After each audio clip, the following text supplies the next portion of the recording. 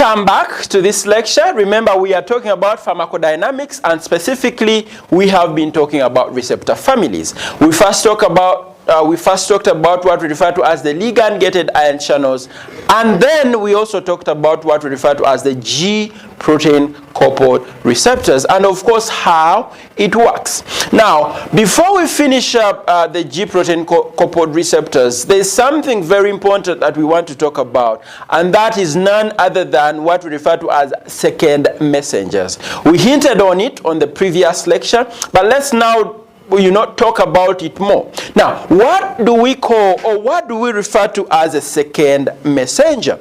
Now, these are small non-protein water-soluble molecules or ions that readily spread out within the cell by the process of diffusion. So in other words, they are very fast, to go throughout the cell to bring about, certain changes. That's why they are referred to as second messengers. What the first messenger would not do in this particular context, the first messenger is actually the ligand itself. Yeah. What the first messenger would not do, then is done by the second messengers. Remember, we said they are very fast, they easily diffuse throughout the cell, and therefore bring about changes. So now, they are very, very essential for that matter as far as conducting and amplifying signals is concerned, especially when it comes to what we refer to as G protein coupled receptors. Remember, second messengers are specific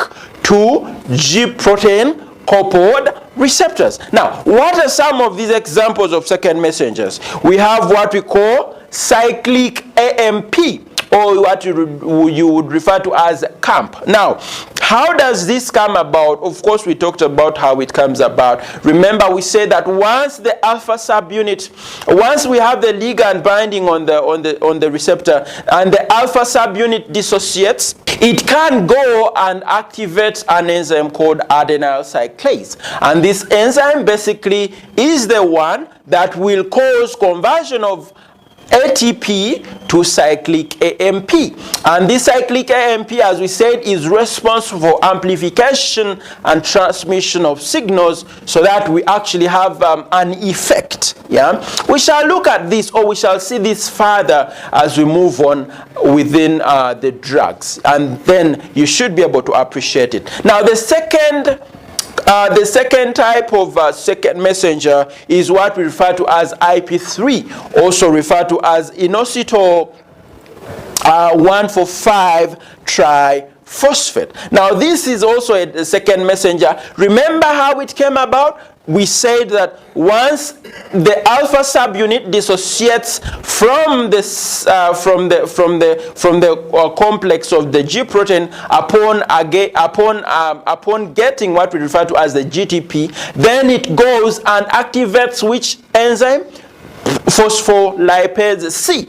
And once it activates the enzyme phospholipase C, what we actually see that phospholipase C will then cleave what we refer to as phosphatidyl inositol bisphosphate, and once it cleaves this phosphatidyl inositol bisphosphate, then we shall get two second messengers. We get one of them is what we are talking about, the IP3, and then the second one is basically diacyl glycerol. And if you still remember what we said about IP3, it causes, or it brings about, opening of calcium channels, and so we have inflow of inflow of calcium ions, and so can be used in transmitters, growth factors, and even in some hormones. Yeah. Now, the third one is diacyl glycerol. You remember how it comes about, and once this is there, one, it causes activation of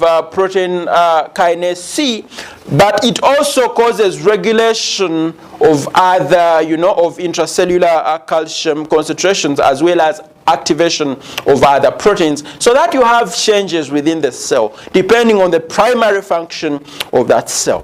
The fourth one that we shall not come quite so often, however, is also a second messenger, is what we call the cyclic guanosine monophosphate, or what we call CGMP.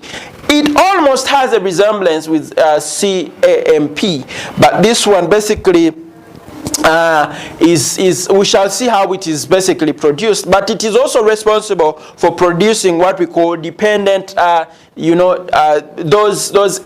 activities that are dependent on what we call protein kinases, on some protein kinases. And once these protein kinases are activated as a result of CGMP, then we shall have different, different activities or different things happening, depending again on the primary function of that cell. Now, that has been that about second messengers. Remember, we said they are specific to G protein coupled receptors. When we come back, we shall talk about two other receptors, and that will be none other than the intracellular receptors, but also what we refer to as the enzyme-linked receptors.